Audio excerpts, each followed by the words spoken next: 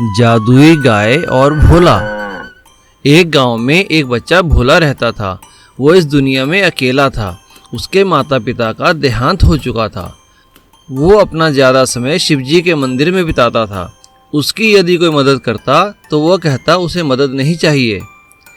मैं काम करना चाहता हूँ, यदि कोई मुझे काम देगा तो मैं उसे जी जान से करूँगा। एक दिन एक व्यापारी मंदिर में आया।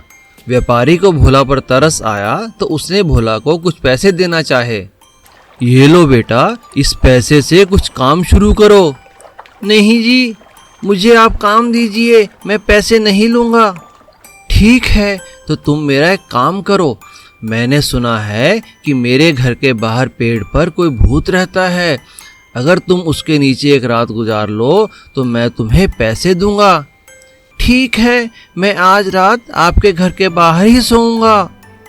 रात को भोला पेड़ के नीचे लेट गया और हनुमान चालीसा पढ़ने लगा। ये देखकर भूत घबरा गया। अरे, लगता है ये लड़का मुझे यहाँ से भगाना चाहता है, इसलिए ये मंत्र पढ़ रहा है। ये लड़के, ये क्या कर रहे हो? भागो यहाँ से।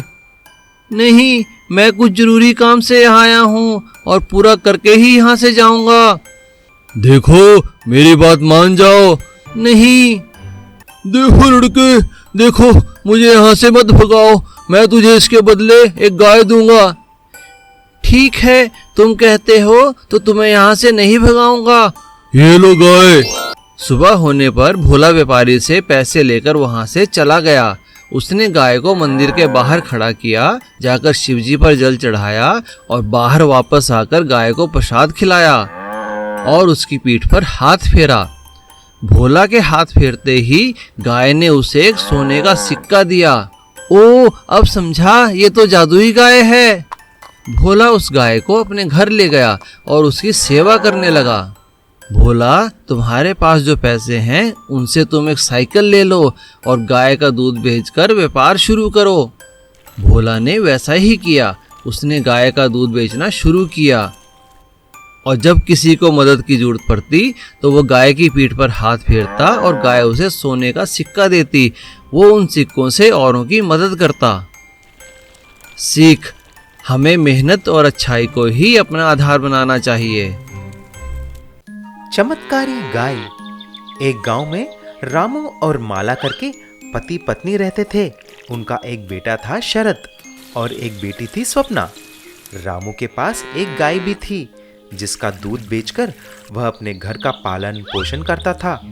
इतने साल ये काम करके रामू भी बहुत बूढ़ा हो चुका था। रामू एक दिन सबको बुलाकर ऐसा कहा, अब मुझसे ये काम नहीं होगा बेटा, मैं बहुत कमजोर हो चुका हूँ। अब से शरद को ही सारा काम संभालना होगा। जी पिताजी, आप बिल्कुल फिक्र मत कीजिए, मैं सब कुछ संभाल लूंगा। लेकिन शरद को गाय का देखभाल करना और दूध निकालना तो नहीं आता। इसीलिए वह अपने माँ के पास गया और कहा, माँ, मुझे पता नहीं चल रहा है कि कैसे ये सब काम मैं अकेले करूं। मुझे तो कुछ भी पता नहीं चल रहा है। तभी ये सब बातें सुन रही उसकी बहन स्वप्ना बोली, भैया, तुम फिक्र मत करो, मैं तुम्हारे साथ रहूंगी। मैं कुछ न कुछ करूंगी, बस तुम मेरे बात में हाँ मिलाते जाओ। उसी दिन एक आदमी दूध के लिए उनके घर आया। अरे शरद बेटा, मुझे कुछ दूध चाहिए। मेरा बेटा बहुत बीमार है। इस गांव में आपके यहाँ ही सबसे अच्छे दूध मिलते हैं ना, इसीलिए आप मुझे 1 लीटर दूध देना। जब शरद और स्वप्ना दूध के लिए गाय के पास जाकर दूध निकाला, तभी गाय सिर्फ आधा लीटर ही दूध देती है। शरद जब दूध उस आदमी को दिया, ये क्या है बेटा, ये तो सिर्फ आधा लीटर ही दूध है। तभी शरद कुछ बोलने से पहले ही स्वप्ना ने बोली, काका, ये तो चमत्कारी गाय का दूध है। आपने बोला ना कि आपके बेटे की तबीयत ठीक नहीं है, जरा ये दूध तो उसको पिलाकर देखिए, जादू हो जाएगा, जादू। अच्छा बेटी, ये तो बहुत अच्छी बात है ना। ऐसा बोलते ही वह आदमी चला जाता है। कुछ दिन गुजर जाते हैं, फिर वही आदमी शरद के घर आता है। बेटा शरद और स्वप्ना, आप कहाँ हो? आपने जो भी बात बोली वो बिल्कुल सही निकली। मेरे बेटे की तबीयत बिल्कुल ठीक हो गया है। आपको बहुत धन्यवाद। ये लो कुछ पैसे, आप दोनों की भला हो। जब ये बात गांव में फैल गया, सभी लोग उस चमत्कारी गाय का दूध पीने के लिए उसके घर के सामने लाइन लगा देते हैं। अचानक उस चमत्कारी गाय का दूध फेमस हो जाती है और उनका सेल्स बढ़ जाते हैं। लेकिन शरद को ये बात समझ में नहीं आया और स्वप्ना से पूछा, लेकिन स्वप्ना, आखिर बात क्या है? ये सब कैसे हो गया? भैया कुछ नहीं, मैंने कहीं पढ़ा है कि जड़ी बूटियां और कुछ ऑर्गेनिक दाना खाने से दूध की विशिष्टता बढ़ जाती है। बस मैंने ऐसा ही ऑर्गेनिक दाना और जड़ी बूटियां गाय को खिलाई और हमारी दूध चमत्कारी गाय का दूध बन गया है। है ना सही बात? उस दिन से चमत्कारी दूध बेचकर शरद और स्वप्ना, रामू और माला भी खुशी खुशी रहने लगे। एक गांव में महेश नाम का एक आदमी अपनी माँ के साथ रहा करता था। वो चरवाहा था। वो गांव की सभी गायों को जंगल में चराने के लिए ले जाया करता था। गांव के सभी लोग उसको इस काम के लिए पैसे दिया करते थे। महेश अपनी गायों से बहुत प्यार किया करता था। अरे मीना, चंपा, चमेली, कमला कहाँ चली गई? आ जाओ, घर नहीं जाना है, शाम हो गई है। महेश की आवाज़ सुनते ही सभी गायें चली आया करती थी। एक दिन महेश की मौसी बिमला उसकी माँ से मिलने आई। अरे कमला, तुम्हारा महेश तो देखो कितना बड़ा नौजवान बन गया है। इसकी शादी वादी करनी भी है कि नहीं? हाँ विमला दीदी, शादी तो करनी है, मगर इसे अपनी बेटी देगा कौन? अरे हमारे पड़ोसी छन्नू लाल की बेटी नहीं है, वही रमा, उससे शादी करवा देती हूँ मैं इसकी। हाँ। महेश की माँ अपनी बहन की बात मान लेती है और महेश की शादी छन्नू लाल की बेटी रमा से हो जाती है। रमा देखने में तो बहुत सुंदर थी, लेकिन दिल की बहुत कुटिल थी। शादी के बाद महेश ने उसे अपनी सभी गायों से मिलवाया, लेकिन उन्हें देखकर रमा नाक मुंह सिकोड़ने लगी। क्या तुम आराम से इनके साथ साथ चलते रहते हो? इन गायों के ऊपर बैठ कर जाया करो। 2 बार चाबुक लगेगा तो भागने लगेंगी। इनके साथ सख्ती से पेश आया करो। अरे नहीं रमा, ऐसी बात नहीं है। ये सारी गायें बड़ी समझदार हैं। लेकिन रमा ने महेश की एक ना सुनी। वो जब भी महेश के साथ गायों को जंगल लेकर जाती, वो एक न एक गाय पर बैठ जाती और उन्हें डंडे से मारने लगती और जल्दी ही उन्हें डंडे से हाँककर गांव वापस ले जाया करती थी। रमा की इस हरकत से सभी गायें बड़ी परेशान हो गईं। अरे चंपा बहन, इस रमा ने तो हमारा जीना मुश्किल कर दिया है। महेश तो कितना ख्याल रखता था हमारा। हाँ चमेली, हमें तो इसे सबक सिखाना चाहिए। गायों की बात सुनकर वहाँ अचानक एक देवी प्रकट होती है। चिंता मत करो, आज के बाद तुम सभी अपना आकार और व्यवहार बदल सकते हो और इसी तरह तुम रमा से अपना बदला पूरा कर पाओगे। ये मेरा आशीर्वाद है। गायों को आशीर्वाद देने के बाद देवी गायब हो जाती है। तभी वहाँ रमा आ जाती है और गायों को डंडे से मारते हुए कहती है, अरे अरे बहुत हो गया, यहाँ पर पत्तियां ही चढ़ती रहोगी या घर भी जाना है? ऐसा कहकर वो चमेली नाम की गाय के ऊपर बैठ जाती है।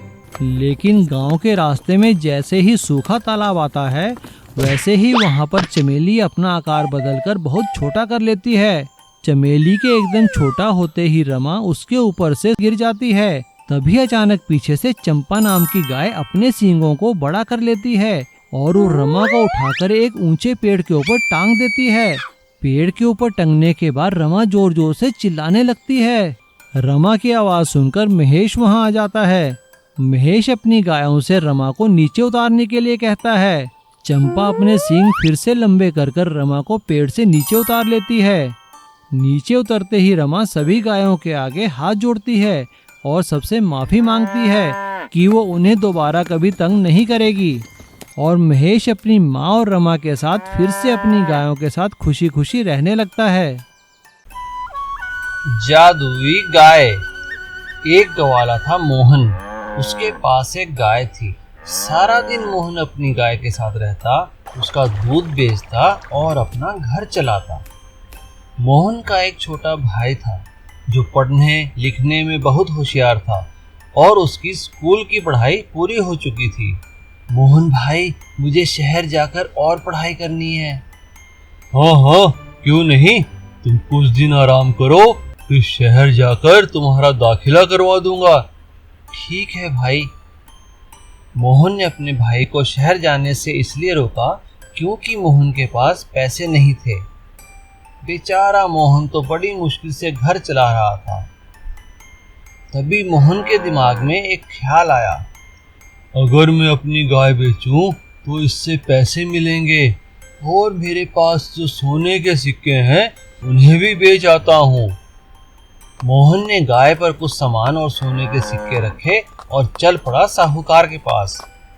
रास्ते में मोहन को एक मंदिर दिखाई दिया।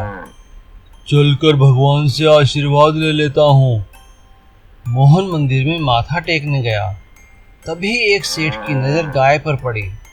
बड़ी सुंदर गाय है। सेठ ने उस गाय को प्यार किया। अचानक एक सोने का सिक्का गिरा। अरे यह क्या सोना? ये मामूली गाय नहीं, यह तो सोना देने वाली गाय है। अरे इसका मालिक कहाँ है? तभी मोहन वहां आ जाता है। नमस्ते सेठ जी। अरे मोहन, क्या ये गाय तुम्हारी है? जी सेठ जी, मैं इसे बेचने जा रहा हूँ। ये गाय मैं पसंद कर चुका हूँ मोहन। लो 2 लाख रुपए और ये गाय मुझे दे दो। मोहन ने पैसे लिए, गाय सेठ को दी, अपना सामान उठाया और वापस घर पहुंच गया। अब मोहन के पास बहुत पैसा था। उसने अपने भाई को शहर में उच्च शिक्षा के लिए भेज दिया। काफी दिन बीत गए। फिर एक दिन मोहन को अपनी गाय की याद सताने लगी। अरे मेरी गाय, मुझे अपनी गाय की बहुत याद आ रही है। पता नहीं वो किस हाल में होगी। तभी अचानक उसने अपनी गाय की आवाज सुनी। अरे यह क्या? ये तो मेरी गाय की आवाज है। अरे मोहन कहाँ है, झूठा इंसान? क्या हुआ सेठ जी, आप यहाँ और गाय के साथ? तुमने मुझे धोखा दिया। यह गाय कोई सोना वोना नहीं देती। सेठ जी, मैंने कब कहा था ये गाय सोना देती है? लो पकड़ो अपनी गाय, मुझे नहीं चाहिए। और इस तरह मोहन को अपनी गाय वापस मिल गई और वो फिर से उसका दूध बेचकर अपना गुजारा करने लगा। लंबी टांगों वाली गाय। एक गांव में रामू नाम का एक ग्वाला रहता था। उसके पास काफी अलग अलग किस्म की गायें थी। कोई गाय भूरी थी, कोई नीली, कोई सफेद, लेकिन उनमें से सबसे खास एक काली गाय थी जो पहाड़ी नस्ल की अच्छी गाय थी। वो सभी गायों में सबसे ज्यादा दूध देती थी। रामू उसे खूब प्यार करता था। ये देखकर बाकी गायें उससे जला करती थी और उसका मजाक उड़ाया करती थी क्योंकि वो रंग की काली थी और कद में काफी छोटी भी थी। लेकिन काली गाय उन सभी गायों के सामने किसी बात पर गौर न करने का दिखावा किया करती थी, लेकिन वो मन ही मन में रोया करती थी। हे भगवान, मैं इतनी छोटी और काली क्यों हूँ? आपने मुझे ऐसा क्यों बनाया? कोई मुझे प्यार नहीं करता, सब मेरा मजाक उड़ाते हैं। एक दिन जब रामू सभी गायों को तालाब के पास नहलाने के लिए लेकर गया तो सभी गाय तालाब में घुसकर आराम से नहाने लगी। लेकिन काली गाय जैसे ही तालाब में गई उसे तैरना नहीं आता था और वो अपने छोटे कद के कारण तालाब में डूबने लगी। रामू ने फिर उसे बाहर निकाला। ये देखकर सभी गायें उस पर हंसने लगी। काली गाय को इस बात का बड़ा दुख हुआ और वो दुखी होकर जंगल की ओर भाग गई और जंगल में एक जगह पहाड़ी के किनारे जाकर रोने लगी। हे कामधेनु माता, ऐसा जीवन जीने से तो अच्छा मौत है। मैं आपके चरणों में आ रही हूँ। अपने मन में ऐसा विचार लाकर जैसे ही काली गाय पहाड़ी से कूदने लगी तभी वहाँ पर कामधेनु गाय प्रकट हुई। काली गाय, तुम्हें मरने की आवश्यकता नहीं। पर माता, मेरा छोटा कद है, इस बात का सब मजाक उड़ाते हैं। ये टांगे किसी काम की नहीं, ये शरीर किसी काम का नहीं है माता। हर किसी को सोच समझ कर धरती पर भेजा गया है। तुम्हारा दूध इतना स्वादिष्ट है कि रोगों का निवारण हो जाता है और कई लोग उससे जीवित रहते हैं। तुम्हें मरना नहीं चाहिए। और क्या तुम अपने मालिक को भूल गई, जो तुम्हें बहुत चाहते हैं। और रही बात तुम्हारी कद काठी की, तो लो तुम्हें वरदान देती हूँ, जब चाहो अपना कद आकार बदल सकती हो। काली गाय को वरदान देकर कामधेनु गाय वहाँ से चली जाती है और काली गाय वापस आ जाती है। एक दिन अचानक काफ़ी तेज बारिश होती है और बारिश का पानी रामू की गौशाला में घुस आता है। सभी गाय वहाँ से भागने लगती हैं, लेकिन तभी काली गाय को कामधेनु माता का वरदान याद आता है और वो आंखें बंद कर वरदान मांगती है। काली गाय की टांगें लंबी हो जाती हैं। ये देखकर सभी गाय हैरान हो जाती हैं। सभी गाय जैसे ही भागने लगती हैं, पानी इतना तेज हो जाता है कि सभी गाय भी डूबने लगती हैं। लेकिन काली गाय अपनी टांगों को जितना चाहे मर्जी लंबा कर सकती थी और सभी गायों को डूबता देखकर वो सभी गायों को अपनी पीठ पर बिठा लेती है और सभी को लेकर बाहर सुरक्षित स्थान पर आ जाती है। अब सभी गायों को अपने किए का पछतावा होता है और वो काली गाय से माफ़ी मांगती हैं। काली गाय, हमें माफ कर दो। हमने हमेशा तुम्हारे रंग रूप का और कद काठी का मजाक उड़ाया है, मगर आज तुमने हम सबकी जान बचा ली। हमें अपनी गलती का बहुत पछतावा है। हमें कभी रंग भेद नहीं करना चाहिए। काली गाय हंसते हुए गर्दन हिलाकर उन्हें माफ़ कर देती है। इसीलिए कहते हैं ना कि हमें किसी के रंग रूप का मजाक नहीं उड़ाना चाहिए। मेरी गैया। कोकिला अपने गांव की एक प्रतियोगिता में भाग लेती है, जहां पर गांव की बाकी लड़कियां बहुत सुंदर सुंदर कढ़ाई करके वस्त्र बनाती हैं। सबसे अच्छा वस्त्र बनाने वाली लड़की को एक गाय इनाम में मिलने वाली थी। कोकिला चाहती थी कि उसे ये पुरस्कार मिले। बहुत सुंदर कलाकृतियां बनाती और प्रतियोगिता में भी वो अव्वल आ जाती है। कोकिला नई नवीली गैया को लेकर अपने घर पहुंचती है और अपनी अम्मा से कहती है, माँ देखो, मैंने प्रतियोगिता जीत ली। ये देखो हमारी गाय, देखो ना कितनी प्यारी है माँ। अरे क्या कह रही है, सच में तेरी मेहनत रंग लाई मेरी बच्ची। वाह कितनी सुंदर, एकदम दूध जैसी गोरी गाय मिली है। अरे वाह, सारी गरीबी दूर हो जाएगी इस गैया से। आजा आजा, इसकी पूजा करते हैं और इसे तिलक लगा देते हैं, कहीं किसी की नजर ना लग जाए। कोकिला और उसकी माँ गैया को पाकर बहुत खुश थे।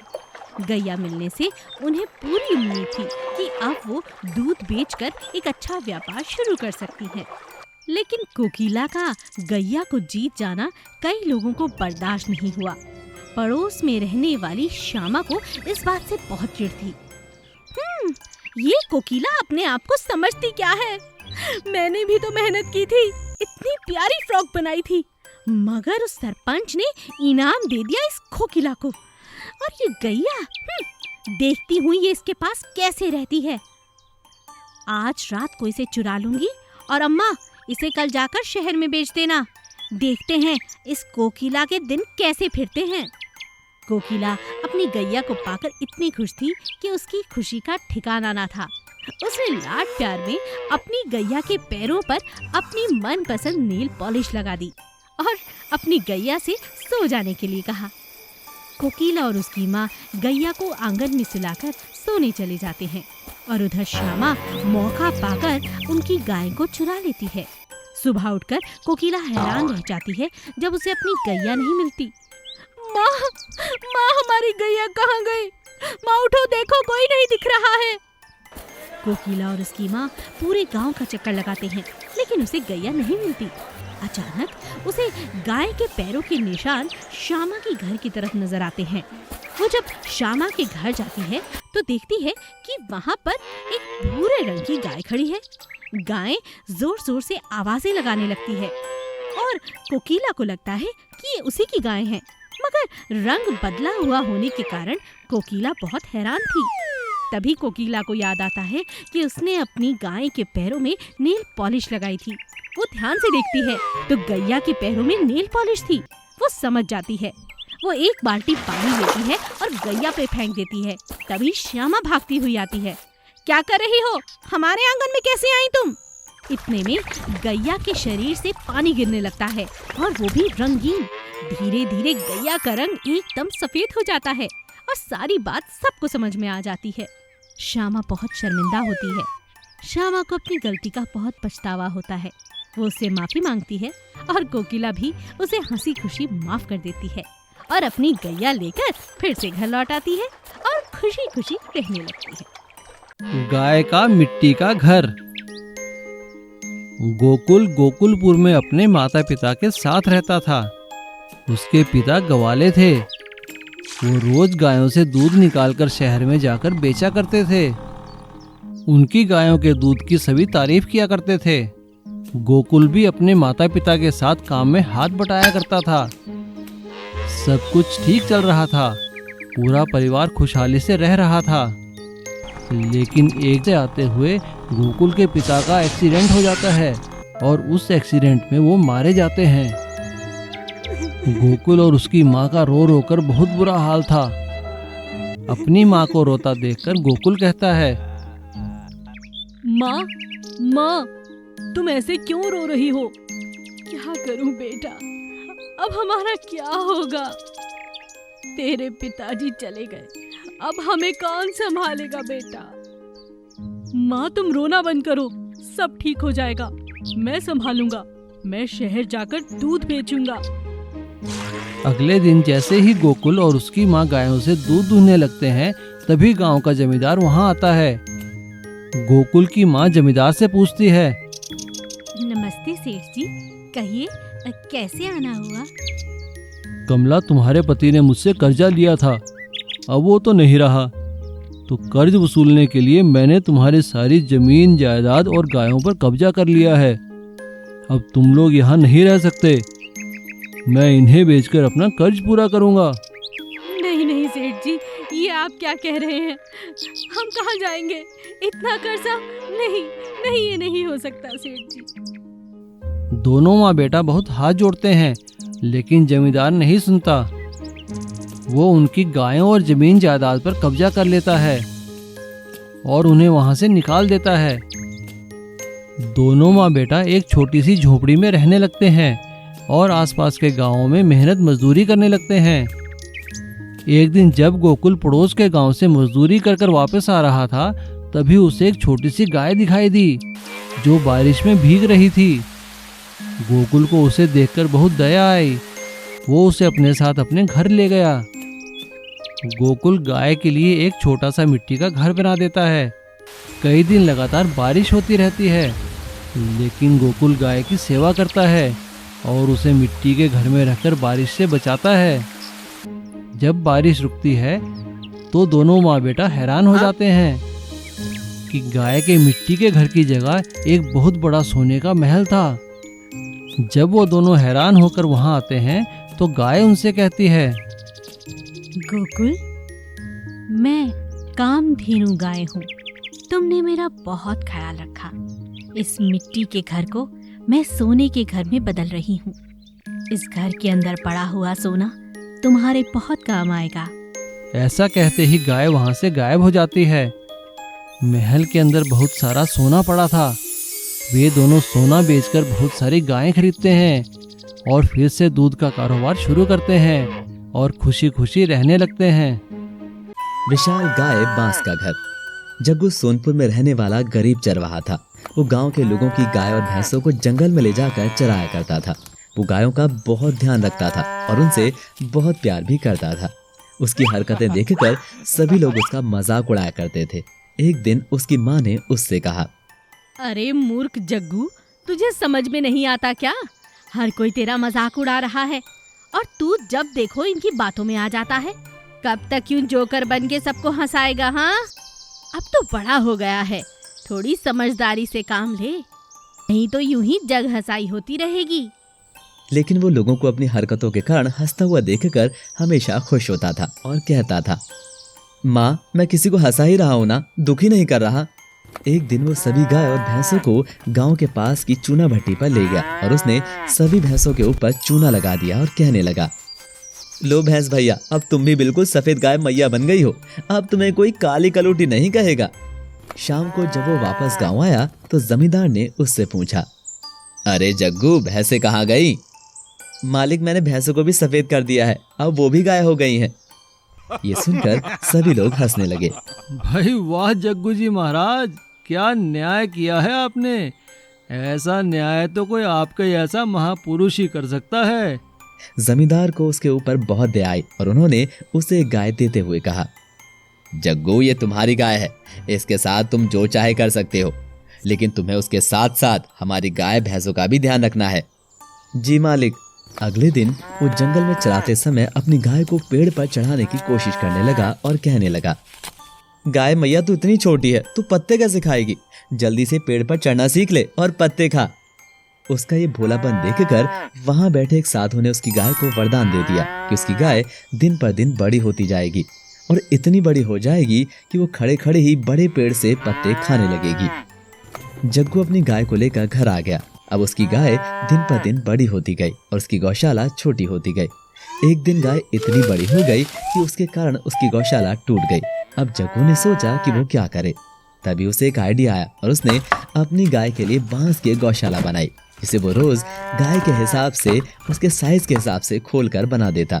अब जग्गू की विशाल गाय अपनी बांस की गौशाला में खुश रहने लगी और कुछ साल बाद जब वो काफी बड़ी हो गई और खड़े खड़े ही पेड़ से पत्ते खाने लगी। अरे भैया करमू कहाँ चले? अरे धर्मू, मैं जग्गू की विशाल गाय और उसका विशाल घर देखने जा रहा हूँ, क्या तुम नहीं चलोगे? हाँ हाँ क्यों नहीं, मैं भी चलता हूँ तुम्हारे साथ। अब लोग जग्गू की विशाल गाय और उसकी बांस की गौशाला देखने आते थे। जादुई सोने के गाय मोटर बाइक। एक गांव में चतुर करके एक गरीब बच्चा रहता था। वह अपने माता पिता के साथ रहता था, जो रोज की मजदूरी करते थे। चतुर रोज पैदल ही स्कूल आता जाता था। वह बहुत होशियार लड़का था और हमेशा गांव में फैली हुई गंदगी के बारे में सोचता था। गंदगी और प्लास्टिक बैग्स को रोड पे देखकर बहुत गुस्सा आता था। छह, ये गांव वाले जब भी देखो रोड पे प्लास्टिक बैग्स डाल रहे हैं, इनको कैसे समझाऊं? एक दिन जब स्कूल से आ रहा था, तभी उसने एक आदमी को कूड़े से भरा हुआ प्लास्टिक बैग रोड पे डालते हुए देखा। तुरंत उसने ऐसा बोला, सर, ये आप क्या कर रहे हैं? सरकार जितना बोलने पर भी आप सुन नहीं रहे हैं। ऊपर से आपसे फेंका हुआ प्लास्टिक खाकर गाय बीमार पड़ रहे हैं।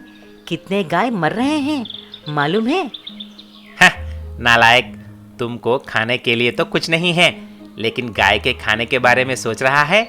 अगर तुमको इतना ही चिंता हो तो तुम उस गाय को लेकर अपने घर लेके जाओ और उसे दाना खिलाओ।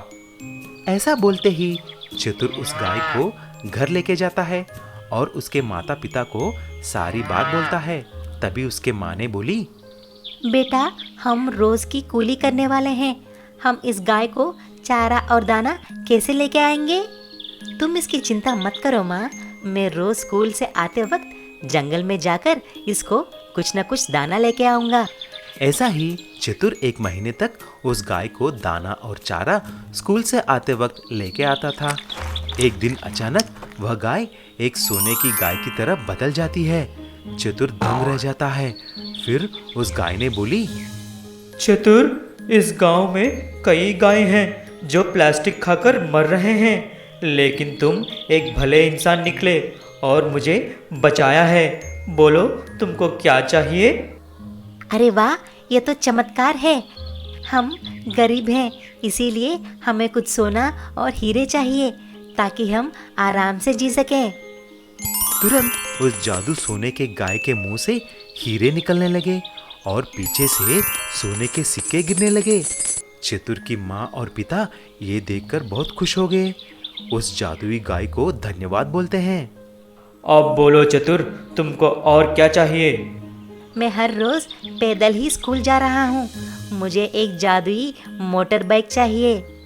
ऐसा पूछते ही वह गाय एक जादुई सोने की गाय मोटर बाइक की तरह बदल जाती है और उस दिन से हर रोज चतुर उस सोने की गाय मोटर बाइक पे ही स्कूल जाता था। सारे गांव के लोग चतुर का गाय के ऊपर दिखाई हुई दया के लिए तारीफ करने लगे। मैजिकल काऊ पेट्रोल पंप। विक्रम एक पढ़ा लिखा आदमी था। वह कुछ दिन पहले ही विलायत में अपना पढ़ाई खत्म करके उसका गांव आता है। उसका पापा विक्रम का बहुत अच्छे से स्वागत भी प्लान कर लेता है और धूमधाम से उसका स्वागत करता है। पापा, हमारे गांव तो बिल्कुल नहीं बदला।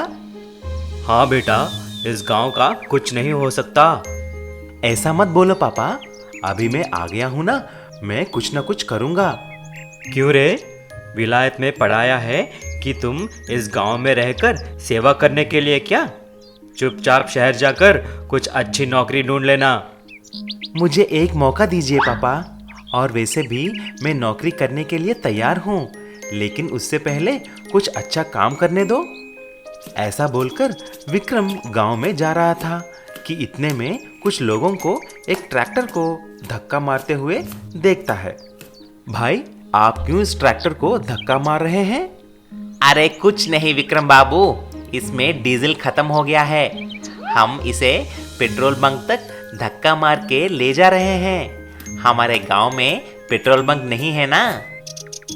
क्या हमारे गांव में पेट्रोल बंक नहीं है? हाँ बाबू, हमको डीजल के लिए यहाँ से 10 किलोमीटर दूर बगल के गांव में जाना पड़ता है। ऐसा क्यों? आप सरकार को एक विज्ञापन कर देते तो वही एक पेट्रोल बंक का आयोजन करते थे। वो सब तो कर लिया है हमने। इस गांव का पूरा जमीन तो सेठ हीरालाल का है, और वो पेट्रोल बंक लगाने के लिए 1 सेंटीमीटर जगह देने के लिए भी तैयार नहीं है। अच्छा ठीक है, मैं जाकर बात करता हूँ। विक्रम सेठ हीरालाल के पास जाता है। सेठ जी, ये जो आप कर रहे हैं ये ठीक नहीं है। क्या ये सिगरेट? अरे क्या करूं विलायती बाबू, ये तो बचपन का आदत है। मैं सिगरेट की नहीं, पेट्रोल पंप के लिए जगह की बात कर रहा हूँ। अरे वो ठीक है, मैं तैयार हूं, लेकिन मुझे उस पेट्रोल बंक का 80% मुनाफा चाहिए। क्या 80%? हाँ रे, 80%।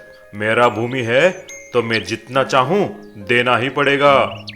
ये बात सुनकर विक्रम वहां से चला जाता है और एक पेड़ के नीचे बैठकर सोचने लगता है। तभी उसने एक गाय को घास खाते हुए देखता है, और तभी उसका मालिक आकर दूध निकालकर घर घर बेचने लगता है। ये देखकर विक्रम को एक आइडिया आता है, और अगले ही दिन एक बड़े गाय के आकार में मोबाइल पेट्रोल बंक बना देता है। बाहर से देखने के लिए गाय जैसा था, ताकि सेठ को पता ना चले। आओ भाई आओ, पेट्रोल या डीजल चाहिए तो बोलो, ये गाय आकर आपको पेट्रोल डालेगा। ऐसा वह पूरे गांव में जिधर भी पेट्रोल या डीजल चाहिए जाकर डालता था। इस तरह विक्रम की एक आइडिया ने पूरे गांव को डीजल और पेट्रोल मिल गया, और सेठ को पता तक नहीं चला।